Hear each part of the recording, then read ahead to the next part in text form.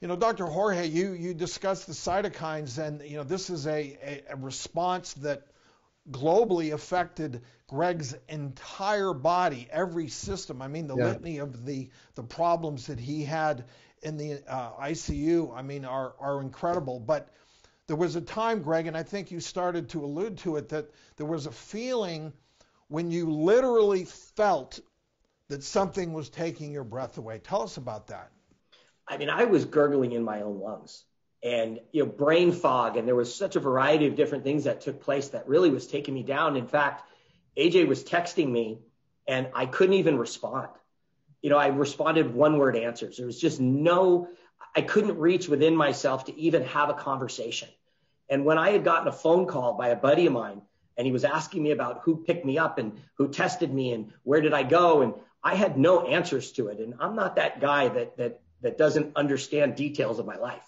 I am a very meticulous, just on the spot kind of guy. And when he heard that this was a confusion in my own head and also gurgling in my own lungs, he got a mutual friend of ours that's a physician, a surgeon, and he forced me to go to the hospital. And he actually made a lot of phone calls to reach out to all the different hospitals out in the area, none of which would take a COVID patient.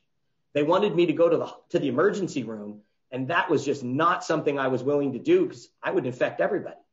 Before you were put on a ventilator for these problems and ultimately sedated, you asked the nurses yourself, how am I doing? Am I going to survive this? Am I going to come out alive? And I guess they promised you would, but AJ, they told you something completely different, didn't they?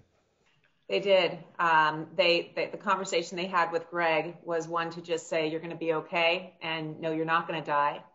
And as he was intubated and on the ventilator, we were communicating with the same nurses. And a few days later, when things started to get even worse, she communicated to us and just said, you know what, I have to confess about something right now. She says, I haven't been able to sleep very well because I promised Gregg that he would not die.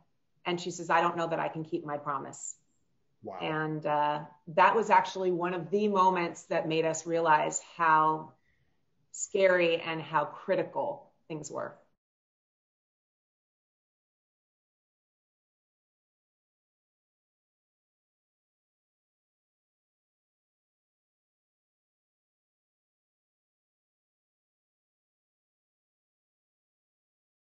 The global pandemic has changed our lives. We've been through so much. As vaccines roll out, there is hope for you and hope for the future. I'm finally going to get my vaccine. Through these challenging and historical times, the doctors have been by your side. This is why we went to medical school. This is why we're here. All May will give you the inside track on health and wellness. Today I've been granted exclusive access to get a behind-the-scenes look at COVID contraband. So you can get back to the life you deserve. We hope that today we inspired you all to be better because we will get through this. It's time to take your power back. It is getting better. There is hope. Love it. I think I can. I can get there. You betcha. Absolutely. The doctor is now more than ever.